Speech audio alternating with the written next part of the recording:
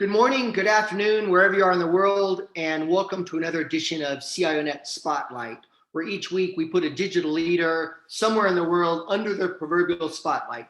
I'm Mark Zawacki and delighted today to welcome my good friend Tolga Kurtoglu, who is heading HP Labs. And I'm going to bring Tolga into the conversation here shortly, but he's had a remarkable career, kind of a unique career, and it goes back all the way to the infancy of Silicon Valley. So it's really not in one company, but now in two. So I'd like to kind of unpack and introduce Tolga in this way. And we've got a lot to talk about in the next 30 minutes. Tolga is a graduate in mechanical engineering from METU. Think of it as the MIT of Turkey. It's a very, very prestigious technical university engineering school. We have hundreds of graduates in Silicon Valley from METU. They've gone on to do wonderful, wonderful things, but it's a brilliant community. After getting his bachelor's in mechanical engineering from METU, he went over to, came to the US, got a master's from Carnegie Mellon, and then got a PhD from University of Texas, Austin, UT Austin, Hook 'em Horns. Also in mechanical engineering. So bachelor's, master's, and PhD in mechanical engineering. Had a long, illustrious career, started out as a research scientist at NASA Ames. Started out at Dell for a few years after UT Austin, but then went to NASA Ames as a research scientist, and then latterly spent over a decade at Xerox PARC, ultimately was the CEO. And so many of you who know your Silicon Valley history, PARC, the Palo Alto Research Center, was an offshoot of Xerox, the Rochester, New York computer company. And they decided to have this outpost starting in the 1960s in Silicon Valley. It's where the graphical user interface came from. It's where the mouse came from. All these exciting technologies that maybe Xerox didn't capitalize on, but certainly created those. And they're legendary in Silicon Valley. You may know the history of Steve Jobs going in there and getting some things for Apple early on. And so Tolga was running that, but he had two jobs when he was at Xerox. He also was group CTO of the parent company Xerox back in Rochester. So he wore those two hats. He was CEO of Xerox PARC, and a lot to understand, unpack there with innovation, and then separately was CTO at PARC, Xerox proper. And then most recently, less than 6 months ago, he joined HP Labs. And HP is considered the founding company of Silicon Valley back in 1938. Two guys that graduated from Stanford decided to build Hewlett-Packard. A coin toss, I'm told, could have been Packard-Hewlett, which would have changed history a bit. But Tolga is now group executive running HP Labs. And it might be worth parsing this out a little bit. Back in 2015, HP broke into two pieces. You now have HP Inc., which is the PC printers, also 3D printing, a lot of new technology in there. And then separately, HP Enterprise was a business services merged with the former CSC to be and that's now on the HP Enterprise side. Software was sold off. A lot of the earlier software businesses that acquired went into places like Microfluidics, et cetera. So the HP, as we know it, is the founding company of Silicon Valley, has now split into two public companies, HP Inc. and HP Enterprise, and some other assets sold off. So HP Labs sits inside of the HP Inc., which is really the remnants of the founding company. So Tolga, that was a lot to kind of unpack. I think I largely got it right. Did I miss any pieces or anything you want to illuminate? You did rather well. I'm really impressed. I continue to be impressed with your knowledge of Silicon Valley history, Mark. So that was a great summary of not only my background, but some of the organizations that I worked for in the recent past. So thank you for that. And thanks for having me. And I got to say, Tolga, I love your background. You know, thousands of people every year drive by the HP garage, right? The slang, two guys in a garage, is literally the HP garage I mentioned earlier from 1938. Now you've got a virtual background of the inside of the garage. So most people on the outside looking in, and you're from the inside looking back out to those people behind you taking photographs. I've even seen the corporate tourists visit and take those, but you're in the proverbial HP garage as we know it. Let's kind of look back a little bit. Every session, what I do is I look back, for 10 minutes. We'll kind of look at 2020. It was a pivotal year globally. Yeah. And then let's kind of look forward and how you're thinking about things and future technologies, and then round that out. Looking back, 12 months, you made this transition from Xerox Labs to Xerox PARC to HP Labs.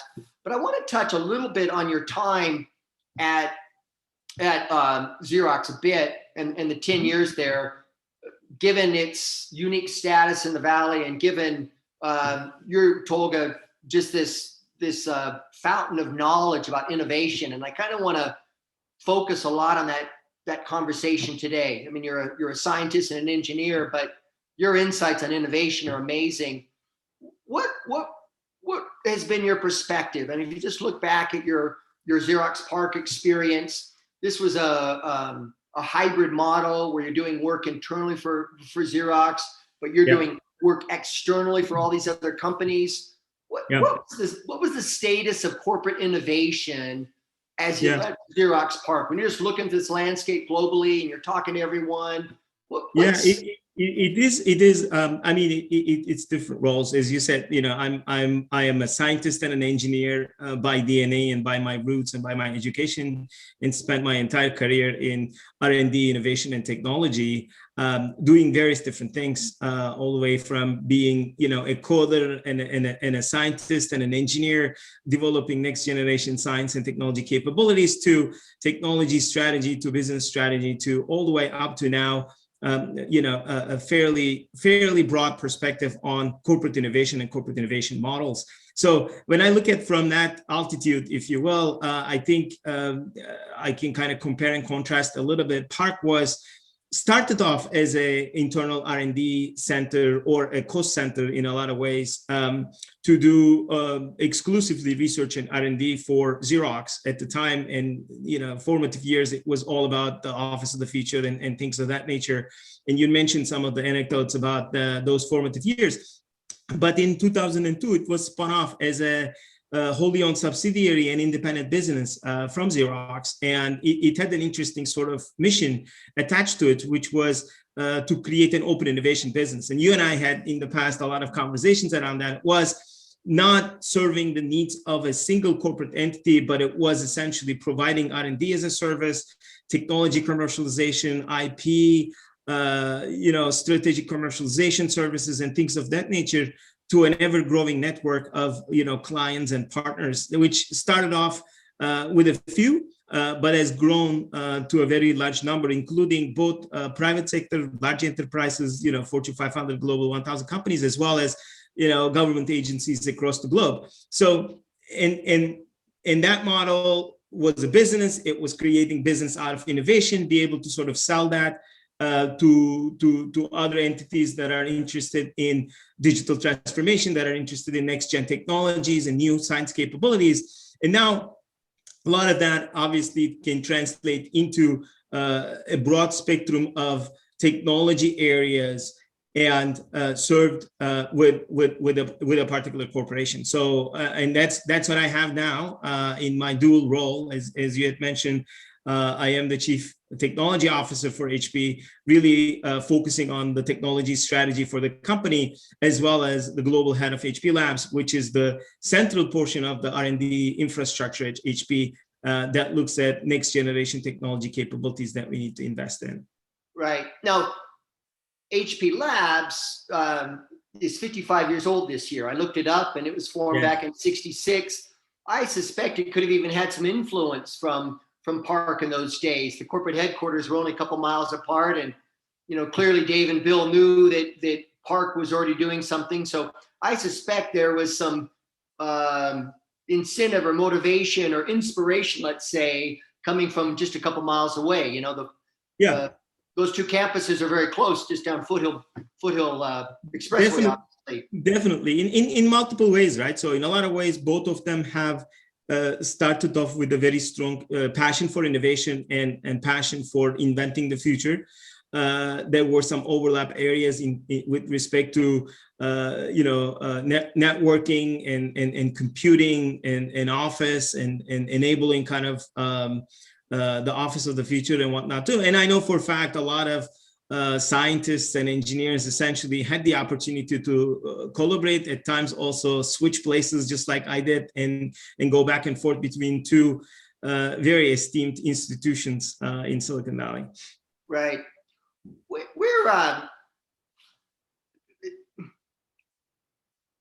Park was a hybrid, and you had external after 2002 when it was a subsidiary. It had external clients.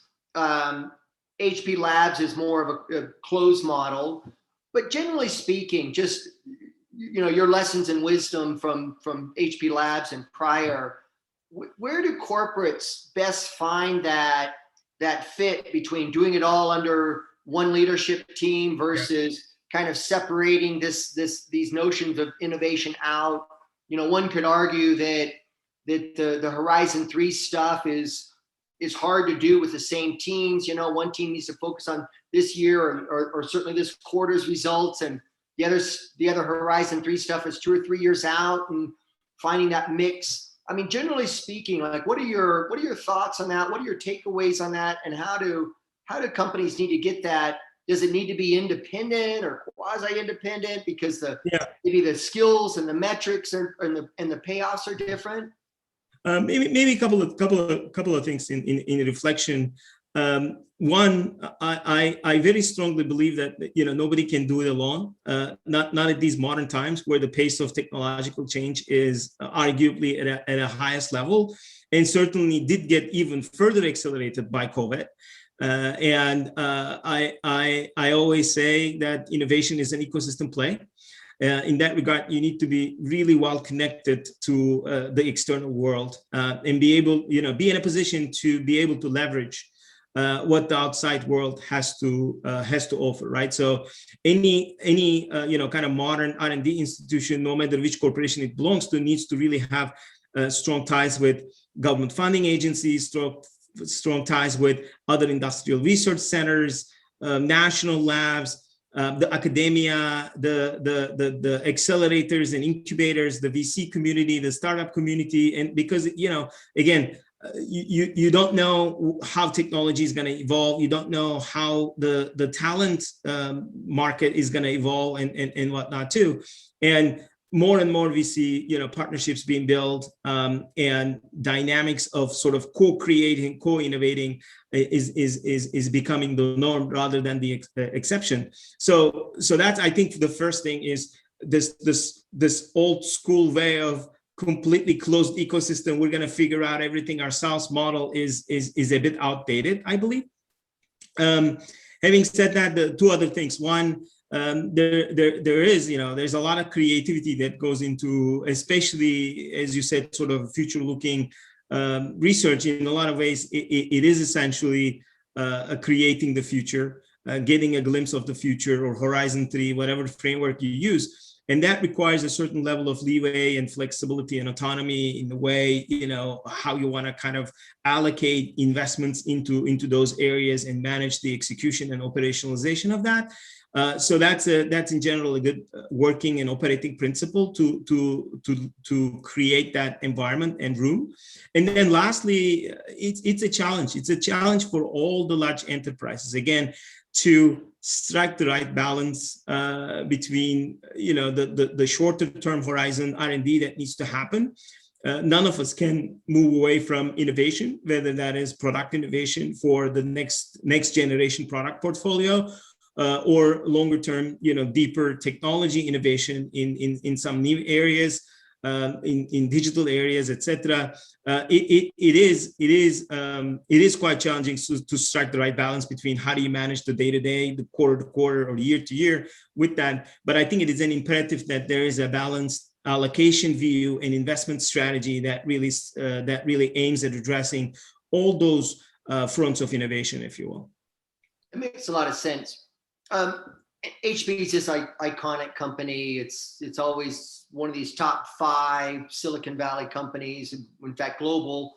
You know, you can't mention HP in the same breath without mentioning the IBMs and the Oracles and the Intels of the world. It's produced thousands of great leaders over the decades. It's iconic. It's done so much. And in 2015, it started a new chapter.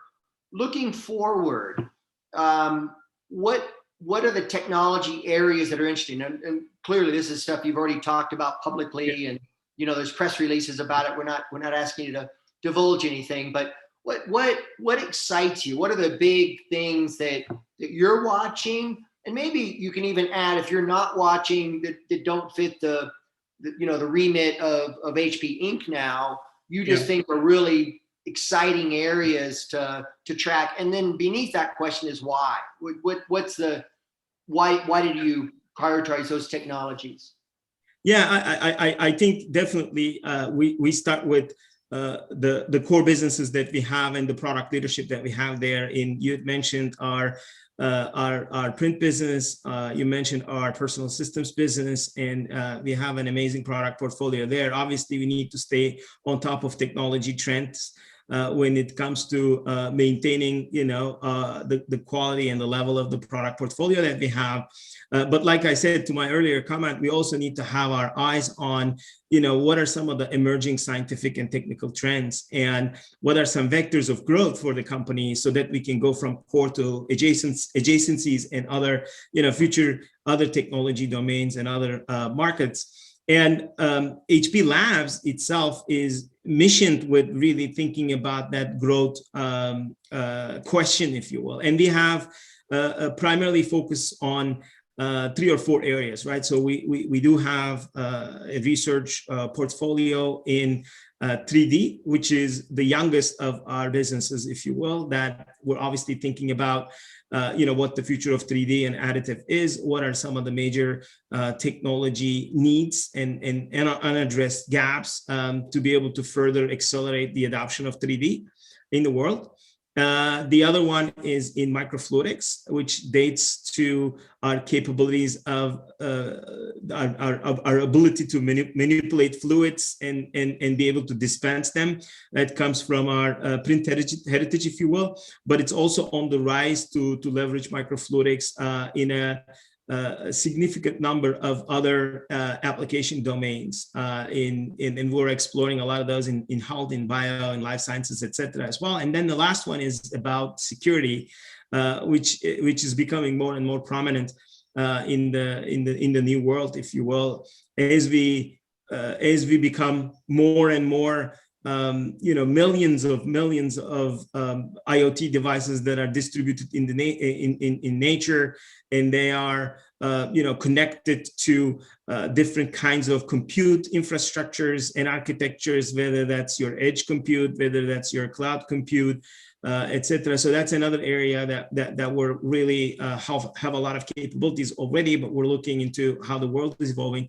And one, and on that umbrella in general, I mean, we've been sort of foundational in the compute technology over the years. So we're always also looking into what the future of compute should or would look like, and how do we continue to innovate on that front as well. And when I think about those 3 areas, one striking observation that I have, Mark, is how much each of the 3 that I mentioned have been sort of accelerated and emphasized by the COVID in the last, 12 to 18 months that we've been through. If you think about, 3D, the local supply chains and agility and on-demand production, we've seen a lot of examples of highlighting some of the value propositions of that. When I think about security with hybrid work and remote work and completely different IT infrastructures, and security became sort of a really top priority for a lot of IT departments. And how to kind of enable that. Same thing with microfluidics, right? So this inability to physically be co-located calls out for, being able to have access to care in a different way, point of care diagnostics and other capabilities and things of that nature. So we have this really exciting collection of things that we're even more excited about now that we start to think finally sort of the post-COVID world, if you will. No, that's great. Inflection points. Those are inflection points where you're lined up against your priorities. And let's delve on those a little bit more if we can. I don't own a 3D printer, but if I ever did, I would program it to print more 3D printers. But what are the hard science problems? We've heard about additive printing for a decade now. I think there's lots of companies out there, but where are the opportunities? Again, publicly available information. Yeah. What are the limitations, and then what are the opportunities, and how should people in other industries just frame the problem if they haven't looked deeply at additive printing? Or what are the salient issues that kind of frame that technology? Yeah, I think 3D printing is an interesting industry. So there's well accepted, I think, value proposition of 3D printing. Part of that is kind of mass personalization or mass customization, being able to do quantities of one at an economically feasible cost point, if you will. There is also complexity advantages with respect to getting to certain shapes and geometries that you wouldn't be able to get to with other analog manufacturing technologies. And the key in the end becomes, what are the set of applications that you can take full advantage of some of those value propositions that 3D has to offer, right? So, and there are other things like sustainability, for example, and local supply chains and things of that nature too. And at the end, it comes down to applications driving a lot of what technology is needed for the 3D space. And it started off as more an alternative to a prototyping because of its rapid nature, right? That you can test out things for new product introduction and things of that nature very, very rapidly. But now we're seeing a sort of a shift from plastics to metals in general. And we're also seeing early indications of moving from prototyping parts to high-end, sort of functional parts, production parts, as we call them. And that's really exciting. That means it is sort of on the trajectory to really compete with some of the traditional manufacturing capabilities. In terms of the challenges, there are a few, right? So material diversity is one of them. I think throughput and cost, enabling kind of the production at a reasonable cost point with the right productivity metrics is still a challenge. Process repeatability and quality, part quality is a challenge, part size is a challenge. And process control is also, from that perspective, continues to be a challenge in certain areas. So we're seeing rapid developments in all of those areas. To me, one of the key areas in 3D is the software stack. We see in sort of traditional manufacturing, designers' ability to, before production, kind of virtually represent the manufacturing process, the design, link the two together, analyze it for manufacturability, simulate the production processes, and get a really good feel of what's going to come out of the production process. I think we have a long way still to go to develop next generation design tools for 3D that's going to be able to do similar levels of virtualization and virtual validation of the print process and the manufacturing processes. And tremendous amount of innovation in the material science piece, so that new materials open up new applications and things of that nature. So I think we're sort of seeing the convergence point between new process technologies, new materials technologies, and new software capabilities kind of coming together in a way to create the kind of digital experiences that addresses some of those needs that the customers have. That's fascinating. I'm going to skip the microfluids. You hinted at pharma and bio, and we'll let our imaginations run wild, but the adjacencies there sound phenomenal. But I want to shift a little bit to security. I think over the last 20 years, HP probably bought 20 plus security companies. They were serial acquirers for a while in their software business of security. You know, we have, you know, I'm sure we're north of 1 billion endpoints now, and we're going to several billion endpoints with IoT.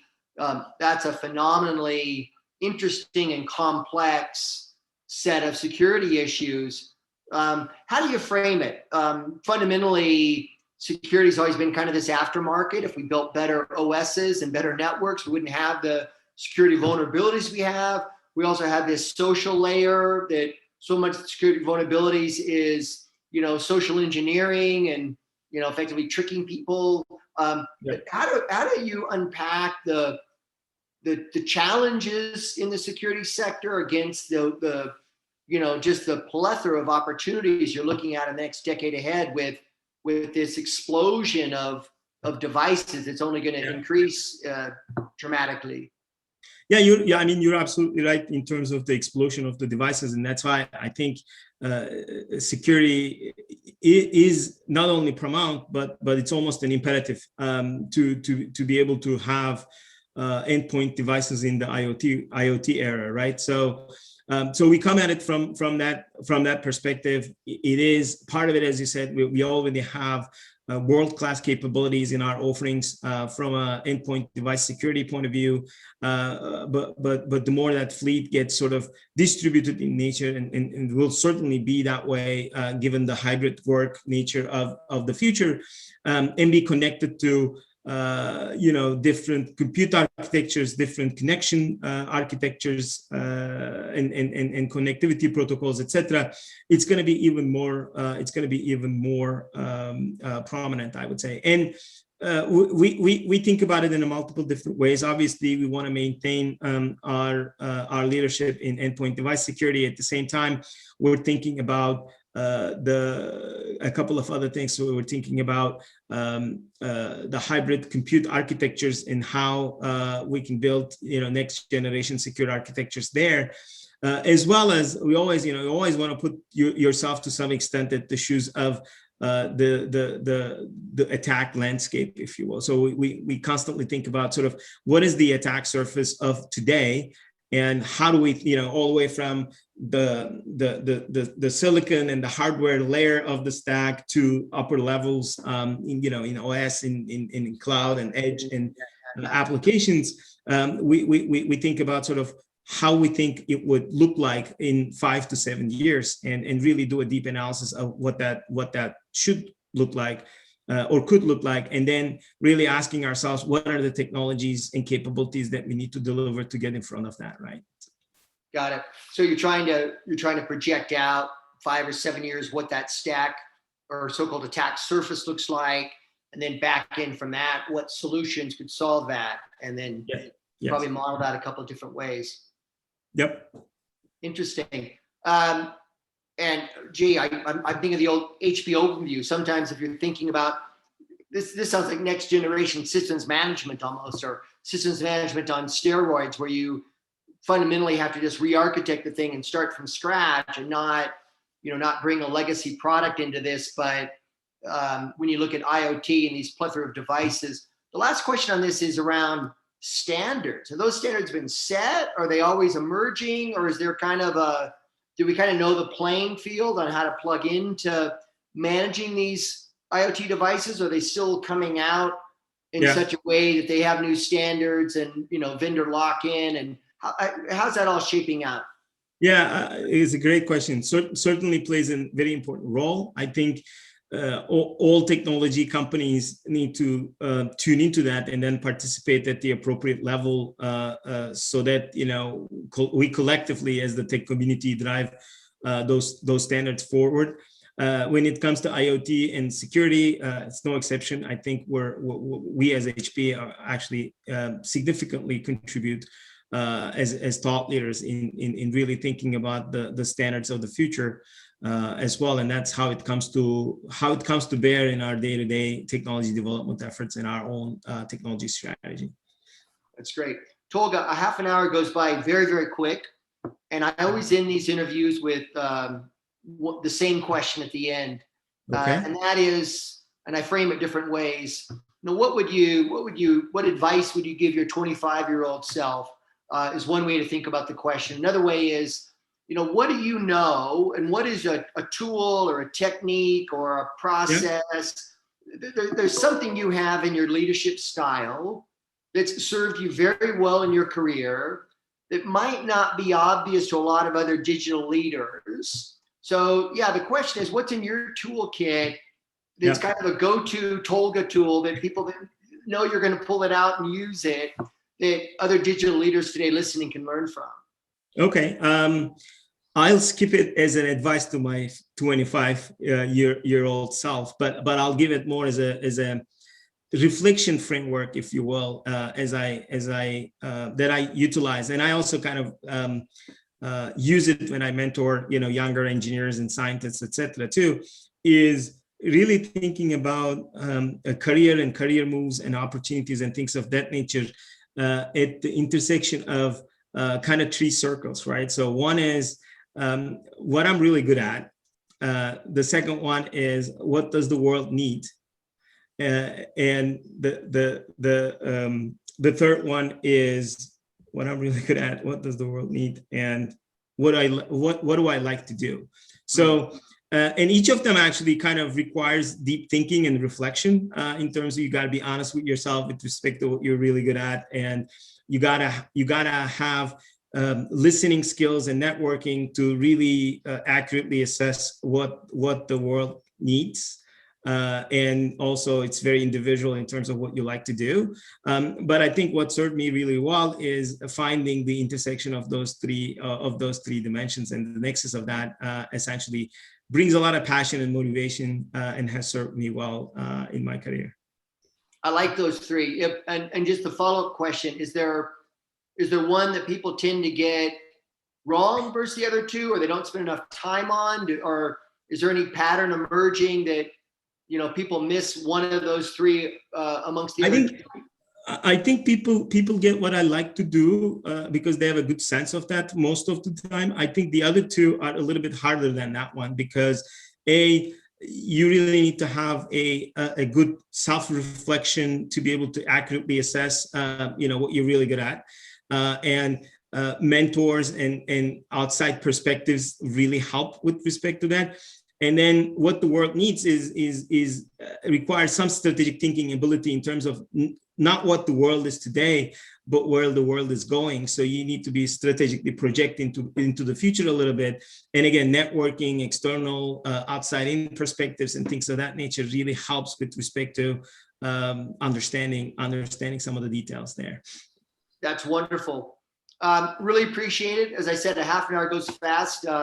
I miss our live face-to-face catch-ups. Maybe the next couple of months as we come out of this COVID cloud, we'll have time for face-to-face, but I'd love to grab a coffee in Palo Alto the next couple of months. Love to do that, Mark. Thank you so much. Thanks. Tolga, thanks so much. And on behalf of your team as well that work behind the scenes to set all this up, we really appreciate it. So thanks again, and we'll speak soon, Tolga. Okay, sounds good. Great. Thanks so much.